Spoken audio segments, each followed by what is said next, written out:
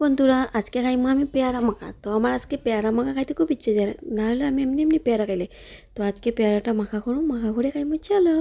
তো পেয়ারা মাখা খাইতে আমার বহুত ভালো লাগে, যে কোনো মাখা হয় আমার খাইতে বহুত ভালো লাগে। তো দেখো একটা বড় পেয়ারা নিলাইছি, নিয়ে এটারে আমি এখন মাখা বানাইমু। তো মাখা বানাইতে গেলে প্রথম তো ছোটো ছোটো পিস পিস করবো। তো পিস পিস করিয়ে এটারে আমি মাখা বানাইমু।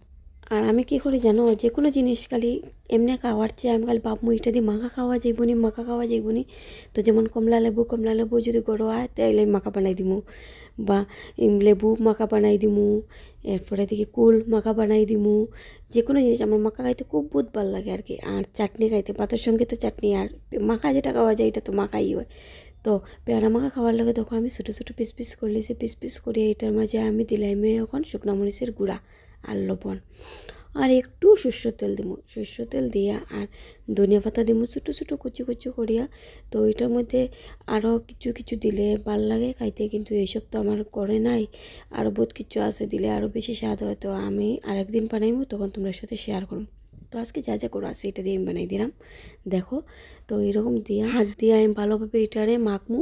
তো যে কোনো জিনিস মাখা তো এমনি নাম হয়, যখন আমি হাত দিয়ে মাখমু তখন না মাখা হয়। তো এটা দিয়ে আমি বালাটিকে আমি হাত দিয়ে মাখমু।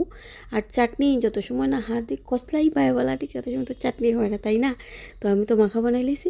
তো এখন মাখাটা আমি এখন খাইমু। মাখাটা একটু জাল করে বানাইছি, আমার জাল খাইতে বহুত ভালো লাগে। তো খাইয়া দেখি কীরকম হয়েছে।